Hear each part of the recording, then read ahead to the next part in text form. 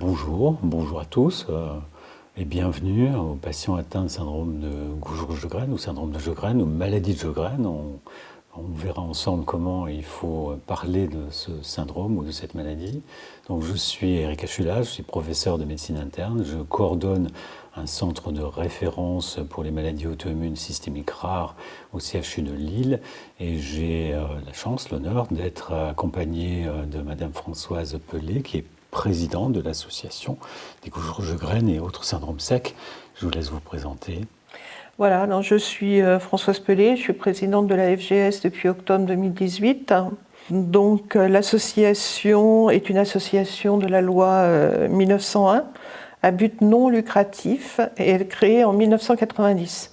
Elle est reconnue d'utilité publique et agréée par le ministère de la Santé pour représenter les usagers dans les instances hospitalières ou de santé publique. La FGS est composée d'un bureau, présidente, secrétaire statutaire, trésorière et vice-présidente. Et au total, aux membres du conseil d'administration, nous sommes 11. Le but de la FGS est de donner des informations sur le syndrome de Gougerot et les syndromes secs, aider financièrement la recherche médicale, apporter un soutien moral aux malades et permettre aux malades de se rencontrer. La FGS offre un certain nombre de services à toutes les personnes atteintes du Gougerot et des syndromes secs. On a l'écoute téléphonique, la documentation, les réunions régionales, les permanences, les conférences médicales et pour les adhérents, un bulletin trimestriel et un forum thématique. Dans la partie publique, le site de la FGS donne une information aux malades et à leurs familles, aux médecins généralistes et aux internautes recherchant des renseignements sur la maladie, les syndromes secs. Les informations médicales données sur ce site ne sauraient en aucun cas se substituer à la relation patient-médecin. Nous ne sommes pas médecins. Il y a aussi les actualités, les notes brèves, l'agenda pour vous retenir au courant de toutes les rencontres qu'il y a, les émissions télé. Nous avons donc un site internet et également une page Facebook. Par rapport au RGPD, l'association respecte les dispositions réglementaires du règlement européen. Toutes les bénévoles sont formés à l'écoute par Alliance Maladies Rares. Nous avons aussi des représentants des usagers, donc dans les hôpitaux, et suivent la formation par France Asso Santé. Donc nous sommes adhérents d'Alliance Maladies Rares, de France Asso Santé, de la filière Maladies Rares, donc qui est dirigée par le professeur Eric Achula. Et donc la FGS soutient énormément la recherche. Depuis 1999, la FGS a soutenu la recherche à hauteur de 750 000 €. Donc nous sommes vraiment très impliqués. Certaines bénévoles aussi sont impliquées dans l'éducation thérapeutique du patient. Et pareil, elles font une formation obligatoire de minimum 40 heures. Certaines d'entre nous font partie du comité de pilotage dans les hôpitaux, l'UTEP. Nous sommes vraiment impliqués à tout niveau. Et maintenant, nous intervenons aussi en fac de médecine et dans les hôpitaux pour sensibiliser les futurs médecins à notre maladie. Je profite de cette webconférence pour rappeler à tout le monde qu'il faut se méfier de certains sites peu fiables, entre autres des réseaux sociaux. Il y a des sites qui donnent des informations fiables. Bien sûr, il y a le site de la FGS, Orphanet, la Haute Autorité de Santé, donc l'HAS, l'ANSM, l'Agence nationale de sécurité du médicament, France Asso Santé. Et pour avoir des informations sur le Gougerot, vous avez le livre dont vous avez fait partie, le Gougerot en 100 questions. Donc soit on peut l'acheter, soit il faut aller dans un moteur de recherche, taper le Gougerot en 100 questions. Sur l'onglet rhumatisme.net, vous cliquez. Vous ne pouvez pas télécharger le livre, mais vous pouvez le consulter gratuitement. Ensuite, vous avez le site de la filière Maladies Rares. Je laisse le professeur Achula à en parler, mais je tiens déjà à dire que ce site est une mine d'informations fiables. Donc moi-même, je fais partie des conseillers scientifiques au titre des associations et je représente les associations à la commission éducation thérapeutique. Je dois dire que l'association Goujour-Jeugren est une association extrêmement dynamique, proche du patient. Et pour les patients qui nous regardent, qui nous écoutent, je les encourage, s'ils ne sont pas encore membres, de très rapidement aller sur le site internet et devenir membre de l'association. Et bravo pour l'aide que vous apportez à la recherche et aussi bravo pour l'initiative que vous avez de participer à la formation. Et je pense qu'un patient peut être un patient expert, un patient partenaire, aussi participer à la formation médicale initiale ou continue. Bien, donc on va inaugurer une nouvelle formule de webinaire de la filière IFEI2R avec la participation des patients et avec les questions-réponses des patients qu'il y aura à la fin. On a imaginé que les patients étaient parfois en difficulté pour expliquer leur maladie à leurs parents, à leur famille, à leurs amis. Et donc la présentation qui va suivre, c'est comment expliquer ma maladie à ma famille, à mes amis, quand je suis atteint de la maladie de Sjögren ou syndrome de Goujour-Sjögren. Il faut un peu d'histoire auparavant, et c'est Henri Gougerot, qui est un médecin dermatologue français, né en 1880, qui a fait une première description en 1925 de 3 cas différents de patients qui avaient des atrophies des glandes salivaires et une sécheresse des yeux et aussi une sécheresse de la bouche et du vagin. D'où le nom de syndrome de Gougerot, ce temps qu'il était médecin français. Mais c'est en 1933 que le docteur Sjögren, qui est né, lui, à Stockholm et qui était ophtalmologue, a publié 19 cas de patients qui souffraient d'une sécheresse oculaire, dont 13 avaient des arthrites. Et cette première publication, elle a été faite à l'aide de son épouse, aussi ophtalmologiste, à Stockholm. Et c'est de là que vient le nom de maladie de Goujour-Sjögren ou syndrome de Goujour-Sjögren. Et c'est de là que vient aussi le terme de Gougerot qui a été maintenu en France, puisque c'est un médecin français, mais à travers le monde, si vous faites une recherche sur la maladie, il faut taper syndrome de Sjögren parce que les anglo-saxons ne connaissent pas Gougerot. Il n'y a que nous qui connaissons Gougerot et qui parlons donc de Gougerot. Donc au plan international, c'est Sjögren, maladie ou syndrome de Sjögren. Et si on reste sur le territoire français, on peut très bien parler de syndrome de Goujour-Sjögren. Alors, la maladie ou le syndrome de Goujour-Sjögren, comment ça vient? Alors, c'est un petit peu complexe ce schéma, mais en tout cas, on sait qu'il y a des prédispositions génétiques probables. En tout cas, ça n'est pas une maladie directement transmise par les gènes, mais il y a un environnement génétique qui est propice à la maladie. Il y a aussi des facteurs environnementaux qui interviennent et probablement des infections virales. Sans doute aussi des facteurs endocriniens et le stress qui n'est pas causal, mais qui peut précipiter ou faciliter l'apparition des symptômes. Tout cela entraîne une inflammation des cellules des muqueuses, de la bouche, des yeux par exemple, ce qu'on appelle les cellules épithéliales. Ces cellules épithéliales étant enflammées, elles vont libérer leur matériel après avoir entraîné une destruction cellulaire qu'on appelle l'apoptose. Eh bien, le matériel nucléaire et cellulaire va être exposé au système immunitaire qui va réagir en fabriquant des anticorps, qui va réagir en activant la prolifération des cellules de l'immunité, notamment certains globules blancs qui sont les lymphocytes T, les lymphocytes B. Les lymphocytes B qui font les anticorps et qui expliquent qu'au cours de cette maladie, il y a souvent des auto-anticorps antinucléaires, donc des noyaux cellulaires. Mais ça explique aussi la prolifération que l'on a au niveau des différents organes de surface, des muqueuses, des patients qui ont un syndrome de Goujour-Sjögren, infiltration par des lymphocytes T et des lymphocytes B.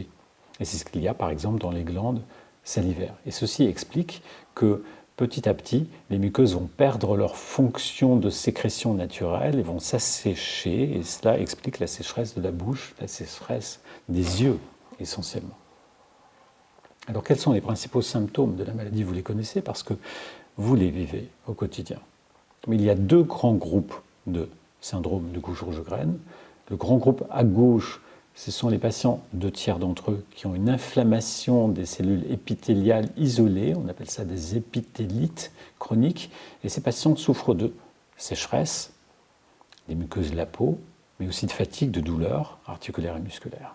Et 1 tiers des patients qui ont un syndrome de Goujour-Sjögren ont aussi une atteinte des organes, associés parfois des articulations, parfois des muscles, parfois du poumon, parfois du rein. C'est 1 tiers des syndrome de Sjögren. Et c'est un type de syndrome de Sjögren qui va volontiers évoluer par des poussées avec des phases d'accalmie, des poussées qui peuvent être favorisées par le stress, par des événements extérieurs. Donc 2 tiers des patients ont la triade sécheresse, fatigue, douleur. Parlons tout d'abord de la sécheresse. Alors il peut y avoir une sécheresse des yeux, des picotements oculaires, une sécheresse de la bouche qui va entraîner une langue qui peut s'enflammer et être douloureuse, une sécheresse aussi des lèvres, une sécheresse génitale et vaginale, une sécheresse de la peau, une sécheresse aussi des muqueuses du nez, tout cela avec une infiltration des fameux lymphocytes, ces globules blancs qui vont toucher les glandes salivaires et lacrymales et qui vont faire que parfois les glandes parotides qui sont derrière les mandibules vont gonfler. C'est la sécheresse, on imagine, et vous savez le handicap que c'est au quotidien d'avoir cette sécheresse permanente qui impose de boire, qui impose de s'hydrater, qui impose de mettre des crèmes hydratantes en permanence. À côté de ça, il y a la fatigue. La fatigue est souvent importante, extrême, physique, psychique, et on va reparler de cette fatigue sur quelques plaques ensuite. La douleur, quant à elle, de cette triade, ce sont des douleurs articulaires et musculaires. Arthralgie, ce sont des douleurs articulaires. Arthrite, ce sont des inflammations des articulations. C'est aussi des douleurs musculaires, on appelle ça des myalgies, et c'est aussi un phénomène de Raynaud très fréquent dans 20 à 30% des cas, c'est-à-dire des doigts blancs au froid. C'est aussi un handicap quand les crises se répètent et qu'elles sont sévères. Et certains patients souffrent de fibromyalgie. Ça fait partie du grand cadre du syndrome douloureux des patients atteints de Gujeau-Sjögren. C'est quoi la fibromyalgie ?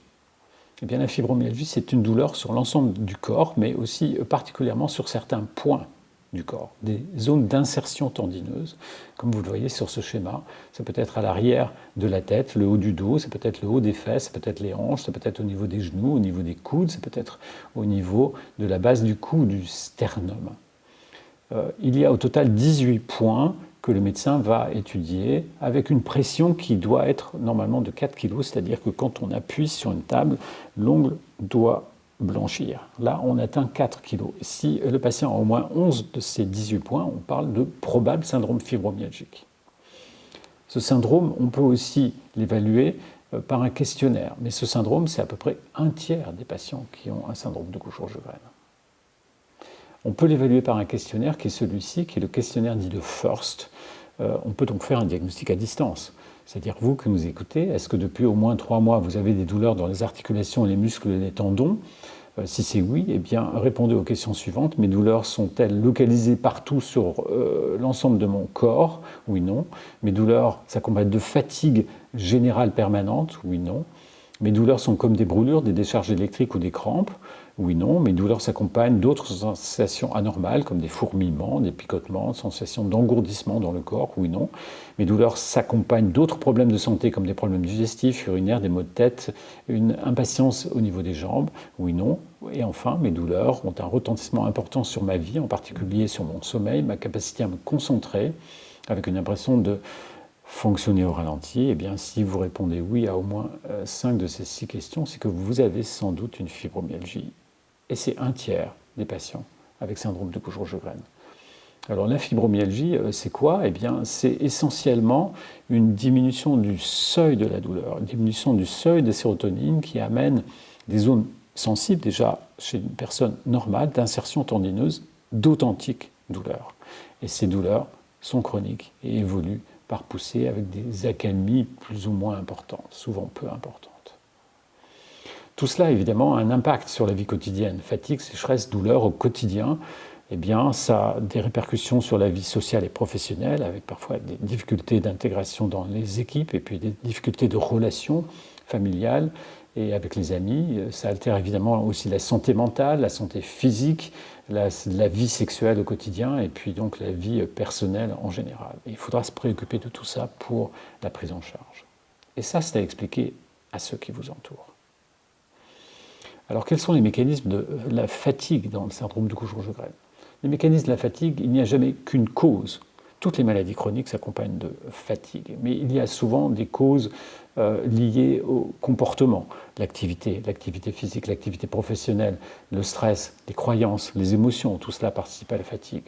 Il y a aussi parfois l'activité sociale, environnementale qui peut agir et expliquer une partie de la fatigue. Mais il y a aussi les maladies chroniques, et à côté des maladies chroniques, des causes organiques à la fatigue. Certains médicaments peuvent donner la fatigue. Certaines causes de dysfonction glandulaire, notamment thyroïdienne, peuvent être cause de fatigue. L'anémie peut être une cause de fatigue. Avant de dire que donc l'anémie n'a pas de cause, il faut éliminer par une prise de sang des causes classiques, et votre médecin de famille le connaît bien. Donc la fatigue a plusieurs mécanismes dans son apparition. Et dans le syndrome de Gougerot-Jeghren, ce schéma est complexe aussi, mais simple à comprendre, il y a un excès d'inflammation. La destruction de cellules épithéliales et l'apoptose provoque un excès d'inflammation. Le corps réagit à cela en fabriquant des molécules inflammatoires. Et en contrepartie, l'organisme va réagir en fabriquant des molécules anti-inflammatoires pour réguler l'inflammation. Eh bien, il a été démontré par une étude scientifique bien menée qu'il y avait un excès des molécules anti-inflammatoires et que l'excès de ces molécules anti-inflammatoires dans le syndrome de Gougerot-Jeghren expliquait de la fatigue et c'était corrélé à la fatigue. Plus ces molécules anti-inflammatoires étaient élevées, plus la fatigue était élevée. Il y a donc un mécanisme physiopathologique organique expliquant la fatigue dans le syndrome de Gougerot-Jeghren. Et tout cela entraîne un handicap, un handicap que ne comprend pas votre environnement. C'est ce qu'on appelle le handicap invisible. Vous connaissez cette représentation du handicap. Eh bien, il y a deux formes de handicap et la filière a beaucoup travaillé sur cette thématique ces dernières années et surtout en phase de confinement. Il y a le handicap visible et le handicap invisible. Et la fatigue est une source importante du handicap au cours du syndrome de Jeghren. Et pour les patients qui sont des travailleurs actifs, je n'hésite pas à leur dire qu'il est parfois nécessaire et utile de monter un dossier de reconnaissance travailleurs handicapés parce que cela peut aider à des adaptations d'horaires notamment. Et j'ai des patients qui ainsi peuvent avoir des horaires adaptés et commencer par exemple après 10 heures le matin quand c'est possible dans certaines entreprises pour avoir le temps de se mettre en route le matin. Et ça aussi, c'est à expliquer à votre entourage que le handicap peut être invisible et que vous avez un handicap qui n'est pas toujours visible. Alors, un tiers des patients ont aussi une atteinte d'organes. À côté sur la gauche, des symptômes classiques que je vous résumais, c'est-à-dire la fatigue, la douleur, la sécheresse, il y a d'authentiques atteintes d'organes, notamment l'atteinte des nerfs périphériques. Il est fréquent au cours du syndrome de Gougerot-Jeghren, avec atteinte d'organes, d'avoir une neuropathie sensitive, c'est-à-dire avoir un ressenti au niveau des mains et des pieds, de fourmillement, de picotement, d'électricité, plus marqué le soir ou au repos, qui peut réveiller la nuit. Ces neuropathies sensitives sont en général pas graves, mais invalidantes, et sont liées tout simplement à l'inflammation des petits nerfs par les globules blancs de l'immunité, les lymphocytes T et les lymphocytes B. Plus rarement, il peut y avoir une atteinte du système nerveux central, qui peut être source de dépression, d'anxiété, de perte de concentration, mais la dépression n'explique pas tout. Alors évidemment, les douleurs chroniques, la sécheresse, la fatigue, tout ça peut entraîner une dépression et c'est un cercle vicieux qui va entraîner une majoration des symptômes. Mais c'est loin d'être fréquent au cours du syndrome de Gougerot-Jeghren. Il peut y avoir une atteinte des bronches avec notamment de la toux, une atteinte aussi des petits vaisseaux de la peau qui peuvent donner, comme vous le voyez sur cette photographie, ce qu'on appelle un purpura. Le purpura au cours du syndrome de Gougerot-Jeghren est loin d'être exceptionnel et il n'est en général pas très grave, pas très sévère. Et ne nécessite pas toujours de traitement d'ailleurs. Et parfois, eh bien, le syndrome de Gougerot-Jeghren peut faire une complication qu'on appelle le lymphome. Il y a un surrisque de lymphome qui reste tout à fait modéré parce que c'est une complication rare dans la population générale. Elle est un peu plus fréquente au cours du syndrome de Gougerot-Jeghren. Elle se localise volontiers en dehors des ganglions, mais est habituellement très facile à contrôler avec les traitements que nous avons. Certains patients signalent aussi à côté de cela une atteinte du système nerveux autonome. On appelle ça une dysautonomie, avec des symptômes souvent qui paraissent peu organiques et que votre médecin aura du mal à expliquer et que vous aurez du mal à expliquer à votre médecin. C'est peut-être des étourdissements, vertiges, l'intestin irritable, des palpitations, un peu d'anxiété, de dépression et tout ça est régulé par le nerf vague sur lequel d'ailleurs on peut agir avec notamment une adaptation de la respiration.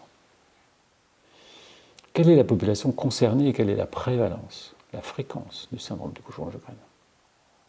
Eh bien, le syndrome de Gujereau-Sjogren est au centre d'un groupe de maladies qui parfois est associé. Ça peut être des rhumatismes inflammatoires, une polyarthrite rhumatoïde.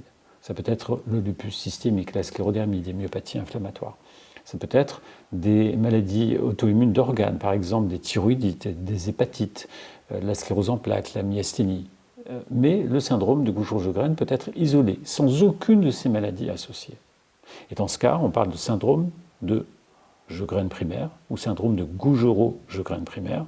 Et c'est là qu'on peut mettre à la place du mot syndrome le mot maladie de Sjogren ou de Gujereau-Sjogren. En nombre, eh bien, en France, c'est à peu près 40 000 personnes. En Europe, 150 à 300 000. 40 000 personnes en France, 9 fois sur 10 c'est une femme, avec 2 âges d'apparition ou des premiers symptômes. Ça peut être la cinquantaine en moyenne, mais ça peut être aussi 20-30 ans, et il existe des formes exceptionnelles de l'enfant. Il y a toujours un retard diagnostique, tout simplement parce que les premiers symptômes s'installent insidieusement et n'ont pas de spécificité. Et ça peut être 1 an, 2 ans, 5 ans. En moyenne, c'est 8 ans entre les premiers symptômes et le diagnostic. On appelle ça l'errance diagnostique. Et c'est vrai que c'est une période qui est particulièrement douloureuse pour les patients parce qu'elle n'est pas reconnue. On n'explique pas ses douleurs, on n'explique pas sa fatigue, on n'explique pas pourquoi les yeux piquent, pourquoi la langue brûle. Et un jour, eh bien, un médecin va penser au diagnostic, va avoir un doute, et va émettre un doute sur les symptômes, et va pousser plus loin la recherche du diagnostic. Et en général, quand on y pense, le diagnostic est facile à faire parce qu'on recherche des anticorps antinucléaires, et souvent ils sont positifs. 40 000 personnes en France, c'est-à-dire que vous rempliriez la moitié du Stade de France, tous ensemble. Comment le diagnostic a-t-il été posé ? Pour expliquer à votre entourage, il y a des critères de classification qui permettent le diagnostic, et vous savez comment le diagnostic a été posé. On explore la sécheresse de la bouche par le flux salivaire. Sur 15 minutes, on récolte la salive 15 minutes dans un tube.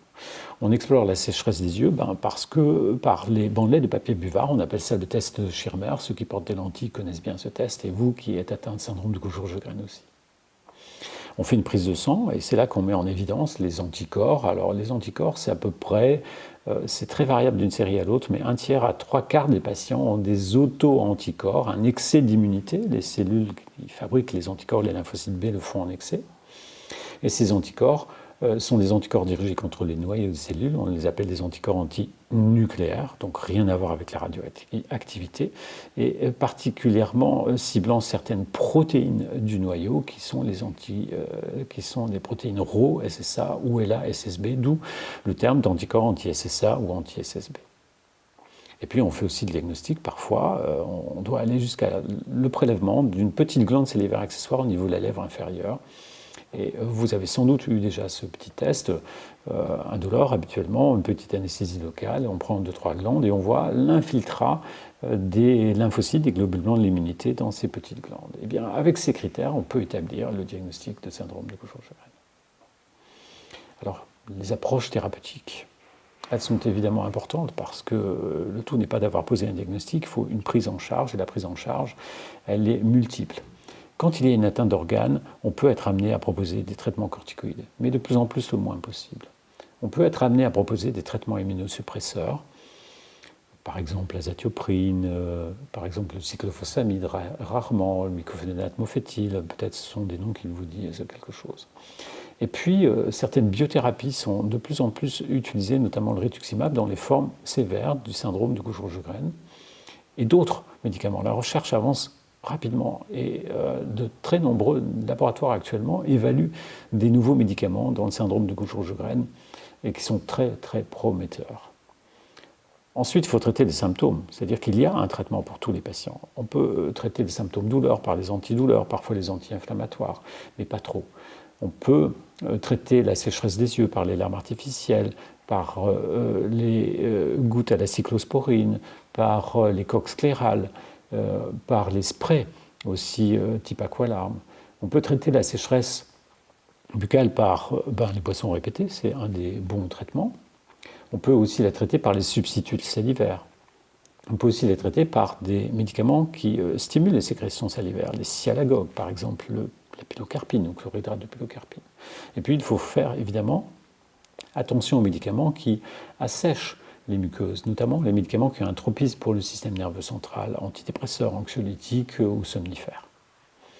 Et puis, et ce n'est pas le moindre, il faut améliorer la qualité de vie.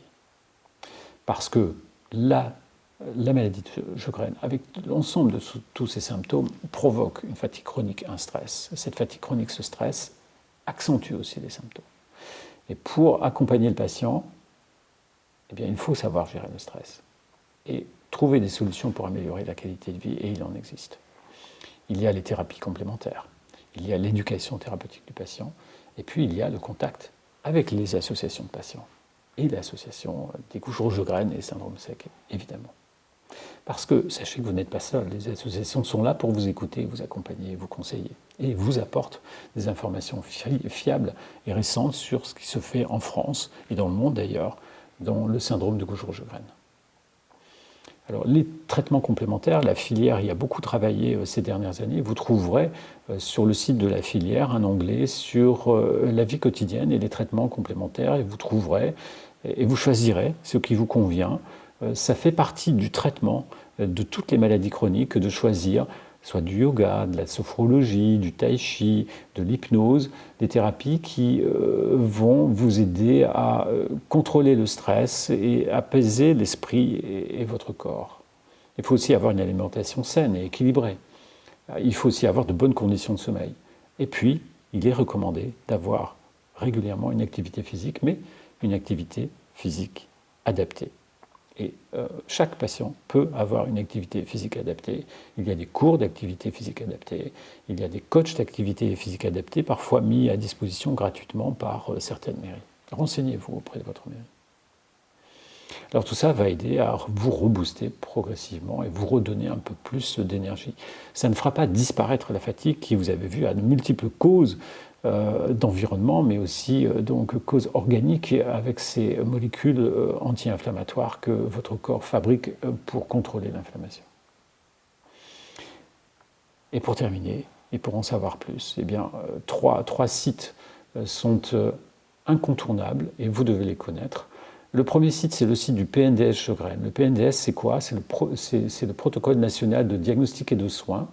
C'est un protocole national qui a été établi par l'ensemble des centres de référence et de compétences en France, avec le partenariat de l'association Gougerot-Sjögren, avec le partenariat de patients. Ce document, il est accessible sur Internet, il suffit de taper PNDS Sjögren, il est sur le site de la HAS, il est aussi sur le site de la filière, et il vous donne les recommandations que doivent connaître les médecins en France de diagnostic, de suivi et de prise en charge du syndrome de Gougerot-Sjögren. Vous y trouverez tout, il a été mis à jour et publié en 2022. Renseignements aussi et site internet à bien connaître et qui vous donnera tous les renseignements bien adaptés, c'est le site de l'Association française du Gougerot-Sjögren. Et enfin, bien entendu, le site de la filière FA2R. Voilà comment expliquer à votre famille, vos amis, votre maladie. Bien, suite à cette conférence, cette présentation de comment expliquer ma maladie à ma famille, mes amis, on a reçu pas mal de questions que je vais synthétiser, on va essayer d'y répondre ensemble. Beaucoup de questions sur la fatigue, beaucoup de questions sur les bons mots pour mes proches et beaucoup de questions aussi sur comprendre ma maladie. Alors, je vais résumer les questions sur la fatigue parce qu'on en a beaucoup parlé dans cette présentation par deux questions de Viviane, mais qui recoupent les questions de Patricia, Marie, Sandrine, Denise, Françoise, Anita, Stéphane et Brigitte. Donc, la question de Viviane, c'est « Mon entourage familial et amical ne croit pas en ma fatigue et en mes douleurs car elles sont fluctuantes et invisibles. Petit à petit, les propositions de sortie entre amis sont devenues moins fréquentes car je suis souvent obligé d'annuler au dernier moment et je me sens de plus en plus à part. » Eh bien, oui, je pense avoir répondu un peu à cette question et je partage ce que vous dites. La fatigue donc, est multifactorielle dans le syndrome de Gougerot-Sjögren et c'est un handicap invisible. Donc il faut expliquer à votre entourage, tout d'abord que vous avez une maladie chronique, que vous avez une maladie chronique immunitaire qui active l'inflammation, qui active la fatigue, qui active les douleurs, et que tout ça eh bien, n'est pas visible, mais que votre corps en souffre et votre esprit aussi en souffre. Et c'est ce que doivent comprendre votre famille et vos amis, et peut-être vous ménager des moments personnels, de temps en temps avoir une petite bulle pour vous reposer. S'il faut faire une petite sieste à 13 heures, eh bien, pourquoi pas, mais pas plus de 15-20 minutes, pour vous redonner un petit peu d'énergie. Et peut-être tout doucement retrouver aussi un contact social, tout en pensant aux traitements complémentaires, aux thérapies alternatives, mais c'est mieux complémentaire. Et puis l'activité physique adaptée, tout ça vous redonnera un petit peu d'énergie. Alors, les conséquences au travail, évidemment, aussi. C'est souvent compliqué à cause notamment de la fatigue de travailler, malgré un emploi du temps partiel. J'ai renoncé à essayer d'expliquer les choses à mes collègues et supérieurs, car tout le monde est fatigué. Et c'est vrai que le problème, c'est que la fatigue ne se voit pas, que tout le monde se dit fatigué. Mais les patients avec Goujourge de Graines ont 1000 raisons d'être beaucoup plus fatigués que les autres. Alors, l'adaptation du poste de travail, c'est important. Nous allons en dire un mot. Il faut parfois faire une demande de reconnaissance travailleur handicapé. Ce n'est pas parce qu'on a cette reconnaissance qu'on est définitivement un handicapé pour la société. Non, c'est une reconnaissance qui peut parfois aider à avoir un poste protégé, qui peut parfois aider à ce que le médecin qui vous suive fasse un courrier pour l'aménagement des horaires. Ça ne permettra jamais d'obtenir un temps partiel, sauf si financièrement vous pouvez obtenir un temps partiel, mais au moins adapter les horaires et limiter les horaires excessifs de fin de journée pourra vous aider à mieux gérer votre temps de travail et votre présence sur votre lieu de travail. Concernant le mi-temps thérapeutique, il n'est accessible que temporairement, et ce n'est pas une bonne idée dans le syndrome de Goujourge de Graines, puisque c'est une maladie chronique qui va durer. Et le mi-temps thérapeutique, c'est pour les affections qui ne durent pas. Voilà pour Viviane. Est-ce que, oui, alors, vous avez par rapport à la fatigue, ce n'est pas la même fatigue que quelqu'un qui va se coucher tard le soir et qui va faire une bonne nuit, va se réveiller à midi, il n'aura plus de séquelles. Nous, la fatigue, ça nous tombe dessus, et quel que soit le moment de la journée. Ça peut très bien nous arriver, mais à ce moment-là, il faut vraiment qu'on s'asseye, parce que on a du mal à lutter, à pas s'endormir, à fermer les yeux.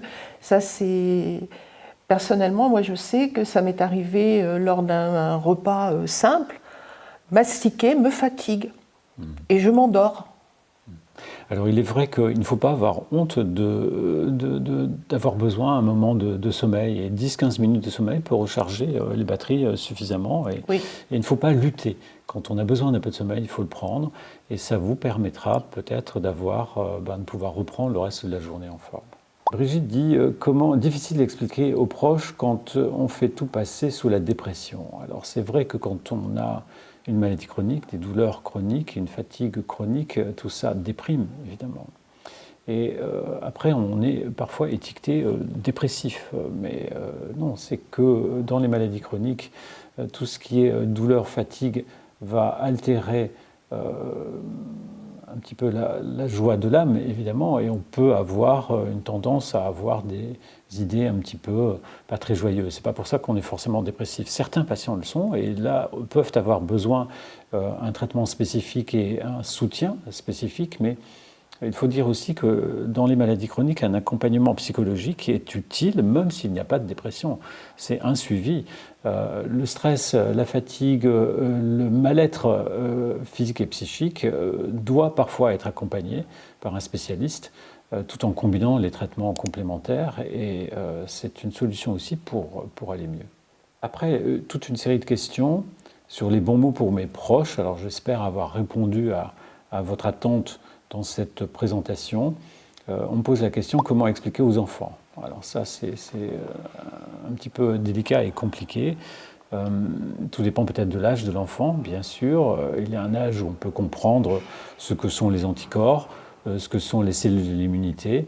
Il y a un âge différent où on peut comprendre ce que c'est la fatigue, la douleur.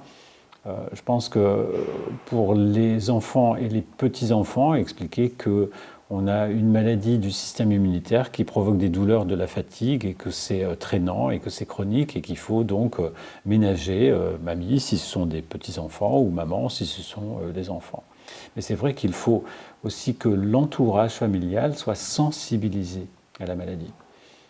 Quand nous invitons les patients en programme d'éducation thérapeutique, nous recommandons vivement que l'entourage vienne pour qu'on puisse expliquer à l'entourage la maladie. Parce que sinon, c'est vrai que l'entourage peut ne pas croire le patient quand il dit « non, je suis trop fatigué, je ne fais pas ça ce soir ». Sans doute des questions fréquentes auprès d'associations. Oui, et c'est vraiment très important que, même dans les permanences de la FGS, c'est important, ils peuvent venir accompagner et on leur explique avec des mots simples et que c'est pas facile à vivre, mais voilà, qu'on n'est pas fermé, on s'ouvre aussi sur d'autres activités, mais on a des moments privilégiés où il faut que l'on se repose. Et c'est un accompagnement que vous leur proposez aux patients via l'association. Beaucoup de questions sur des maladies en dehors du Goujon-Sjogren. Alors c'est quand même intéressant, mais on ne pourra pas y répondre. Il faudrait refaire polychondrite, spondylarthrite. Ce sont toutes des maladies qui, c'est vrai, peuvent s'accompagner d'un syndrome de Goujon-Sjogren avec les douleurs, fatigue notamment, et puis les sécheresses. Mais je crois que c'est un sujet qu'on abordera une autre fois, plus spécifiquement. Anne-Marie nous dit « Comment expliquer car c'est une maladie qui ne se voit pas et c'est très difficile à faire comprendre aux autres ?» Bon, je pense qu'on a déjà répondu un peu à cette question et je réinsiste sur la notion de handicap invisible. Il faut bien expliquer à votre entourage qu'il y a des handicaps visibles. France Téléthon, quand il fait son appel aux dons, on voit les enfants, les adultes handicapés en fauteuil roulant, ça c'est le handicap visible. Mais le handicap invisible, c'est la fatigue, les douleurs, et ça ne se voit pas forcément sur le visage. Alors, comme ce n'est pas un cancer, mon conjoint et mes enfants ne comprennent pas. Et c'est vrai que quand la situation est grave, l'entourage est plus à l'écoute. Et le Goujon-Sjogren, on dit souvent, beaucoup disent c'est pas grave, c'est pas une maladie invalidante, mais si, elle l'est physiquement, psychologiquement. Mais c'est vrai que l'entourage est moins facile à sensibiliser, d'où l'idée aussi de faire partager le Sjogren en son question aux membres de la famille pour qu'ils lisent et découvrent un petit peu ce qu'est le syndrome de Sjogren. Bernadette nous dit « Faut-il annoncer directement sa maladie en sachant que mes parents ne m'écoutaient que d'une oreille car ils ne voulaient pas s'inquiéter pour moi ?» J'ai toujours dit à ma famille, surtout à mes enfants, à mes frères, que j'avais un lupus avec syndrome de Goujon-Sjogren et fibromyalgie pour que plus tard, si quelqu'un avait les mêmes symptômes liés à cette maladie, étant donné que c'est génétique, on cible au plus vite le problème. Alors, j'ai voulu qu'on discute répondre à cette question parce que non, ça n'est pas génétique. Il ne faut pas croire, ça fait partie des fausses croyances. Le syndrome de Sjogren et les maladies auto-immunes ne sont pas génétiques. Il n'y a pas de transmission des parents aux enfants de ces maladies. Il peut y avoir un environnement qui rende propice le développement des maladies auto-immunes. Et d'ailleurs, il n'est pas rare qu'au sein d'une famille, lorsqu'il y a une maladie auto-immune, on en retrouve d'autres, parmi les frères, sœurs, cousins. Mais donc, c'est surtout pas génétique et il ne faut surtout pas transmettre cette idée. Vous parlez de lupus, Goujon, fibromyalgie, et puis c'est Touraya qui parle aussi de fibromyalgie. J'ai en plus un Hashimoto, j'ai une anémie de Birmer, on vient de me diagnostiquer une maladie de Baslow. C'est important d'en dire un petit mot de tout ça. Il est vrai que quand on a une maladie auto-immune, on est plus à risque de faire une autre maladie auto-immune. Et qu'il n'est pas rare que les maladies auto-immunes s'associent. Il n'est pas rare d'avoir un syndrome de Sjogren thyroïdite. Il n'est pas rare d'avoir un syndrome de Sjogren et parfois une polyarthrite ou une maladie de Baslow qui est aussi un dysfonctionnement de la glande thyroïde ou une maladie de Birmer qui est liée à un déficit d'absorption en vitamine B12 lié à des anticorps, des auto-anticorps. Donc une maladie auto-immune peut s'associer à d'autres. Et c'est important aussi de le savoir et aussi dans votre suivi. Mais votre médecin qui vous suit le sait très bien et fait, par exemple, moi je fais très régulièrement et toujours, au moins une fois par an, un bilan thyroïdien à tous mes patients atteints de syndrome de Goujon-Sjogren.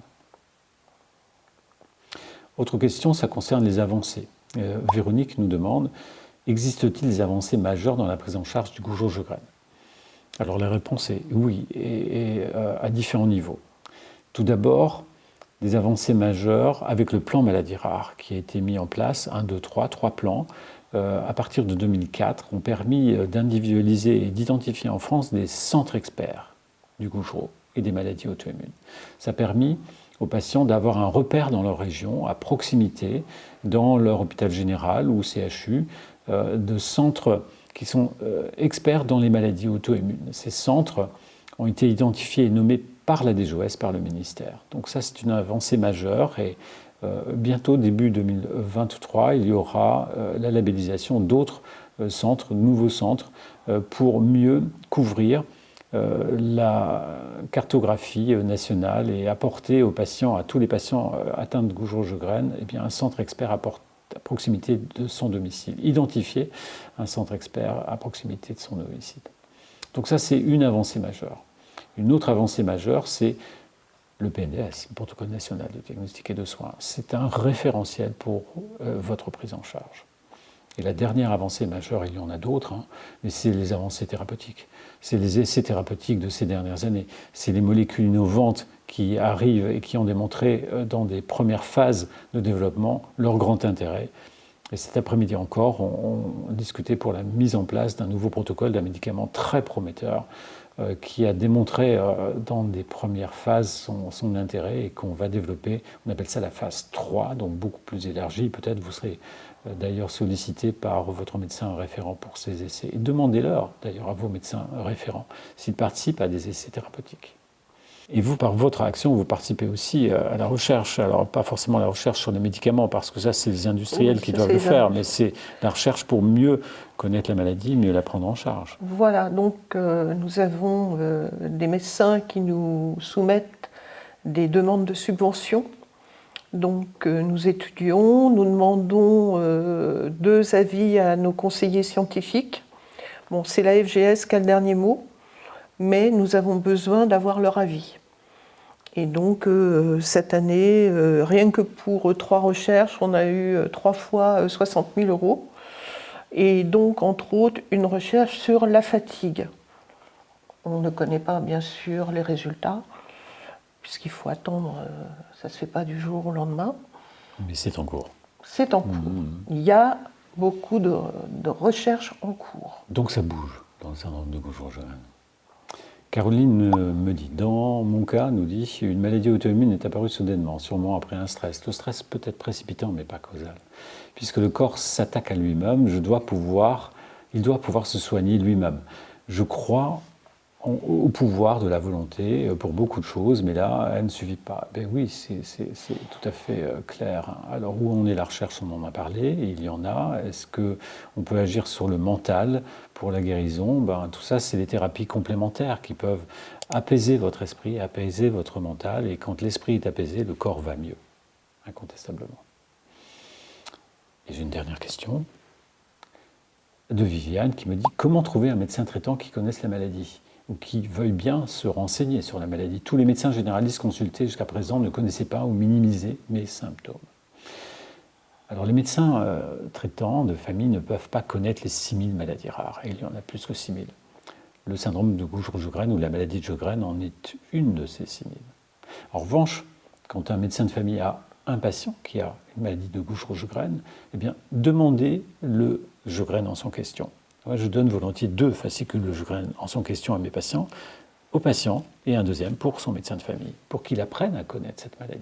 Il s'y intéressera puisqu'il a dans sa patientèle un patient avec une maladie rare, c'est là qu'il sera intéressé. Il ne pourra pas apprendre les 6000 maladies, mais il pourra en apprendre un peu plus sur le syndrome de Sjögren de sa patiente, 9 fois sur 10 une femme, atteinte du syndrome de Gouges-Rochegrène, et pourra ainsi mieux vous accompagner. Mais aussi, et pour terminer, c'est dans l'éducation thérapeutique du patient, participez, demandez à votre centre qui vous prend en charge s'ils ont un programme d'éducation thérapeutique du patient, parce que ça vous aidera à améliorer votre bien-être, la connaissance de la maladie, et donc à transmettre aussi cette connaissance à votre médecin de famille, pour que vous soyez tous les deux, médecin de famille et patient, eh bien, des partenaires de soins de votre spécialiste qui vous suit en milieu expert. Voilà, j'ai épuisé toutes les questions. Oui, alors nous, on édite un bulletin 4 fois par an. Dans ce bulletin, il y a des articles médicaux, auxquels vous participez aussi. Et donc, si vous souhaitez que votre généraliste reçoive ce bulletin gratuitement, nous leur en faisons parvenir par mail. Il suffit qu'ils adressent un mail à notre antenne administrative ou enfin, il faut qu'ils nous demandent et on leur enverra. Donc venez vite, eh bien, inscrivez-vous vite auprès de l'association pour devenir membre, venez vite et inscrivez-vous vite auprès de la filière FAI2R pour aussi devenir membre et tout connaître sur le syndrome de Gaucher-Graine et toutes les actions faites en France dans les maladies rares auto-immunes.